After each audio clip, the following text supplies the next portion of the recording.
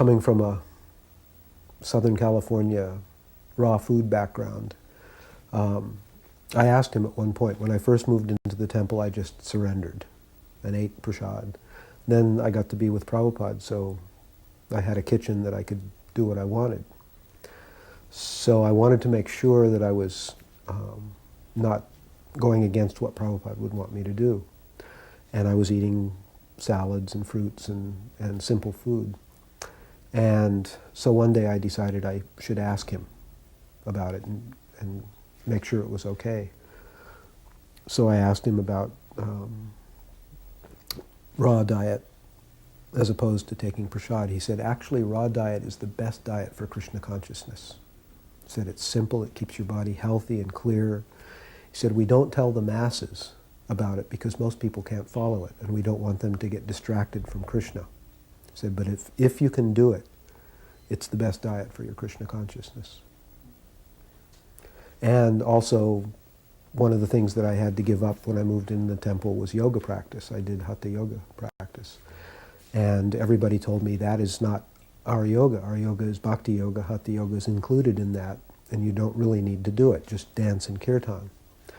So I was stubborn about that for a while too. And when I moved in the temple, there was just no place to do it and no time.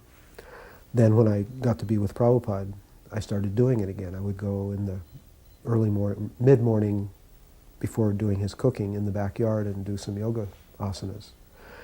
And another thing was I wanted to make sure it was okay. So I had been doing it for 2 or 3 days, and I decided I'm going to ask Prabhupada if this is okay.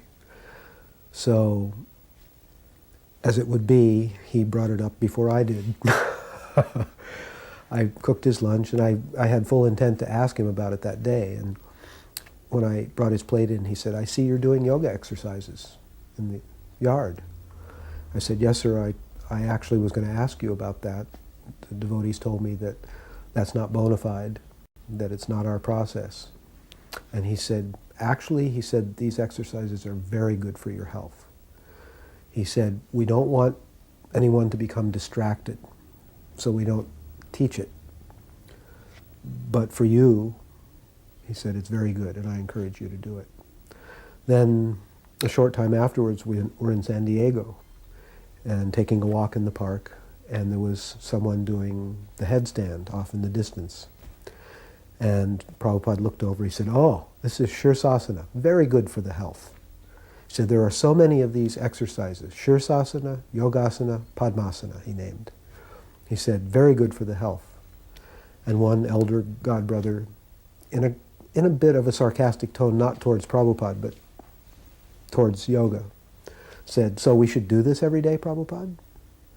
And he didn't answer him. And he just kept walking. And when he finally got back to the car, he turned around and he said, it's not necessary. And I remembered what he had told me, and I realized that he was answering the mood of the question. And that the real idea is that whatever's good for your Krishna consciousness, do it. Whatever's not good, stop it.